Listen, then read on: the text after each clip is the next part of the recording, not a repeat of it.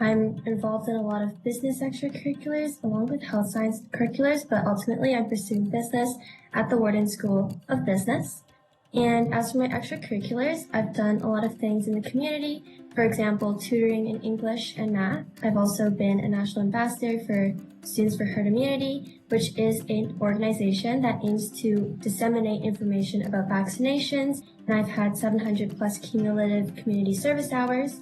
As for leadership, I am a national officer for Canada FBLA. I'm also a national officer for HOSA Canada, which is the Canadian branch of HOSA. And I've also co-founded a business organization called Illuminate Business Club, which teaches middle school students in my local community about business topics. And I've also been involved in a couple of music and sports.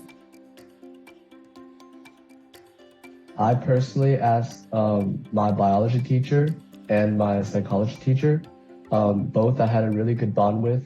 I remember it was because I didn't do really well in this one test, and I kind of just went in to talk to her. I want to do like some review with her and be like, what did I do wrong?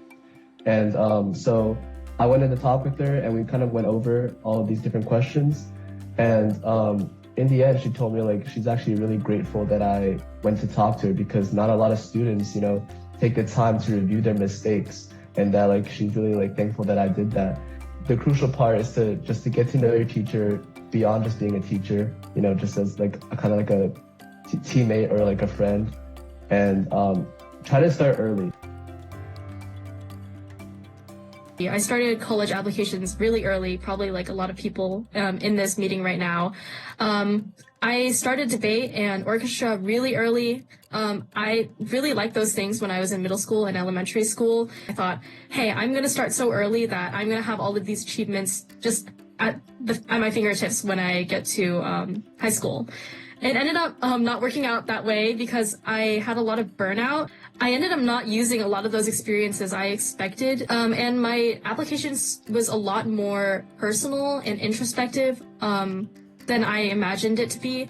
I know people say this a lot where they're like, don't just list out your accomplishments in your application.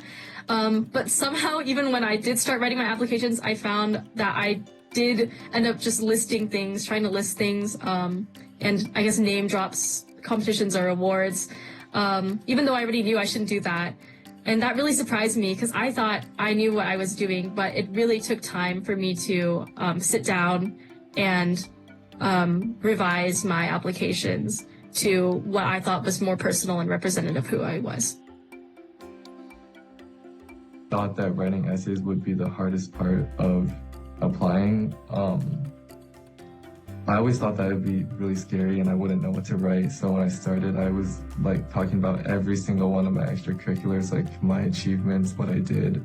And after reading over, not only did it sound really awful, but it was kind of just me putting my resume in paragraph form, and it just didn't sound right. So after going through some Kyros essay writing experiment programs and stuff, I decided to loosen up a little bit, I guess, and wrote about the things the extracurriculars I enjoyed. I still talked about them, but more about what I really loved about it. So instead of name dropping every single research program I did, I talked about one specific research experience, how I learned from it, what I liked about it. And that made me it really transformed that essays and made it a lot more fun to write, and I was able to write a lot more.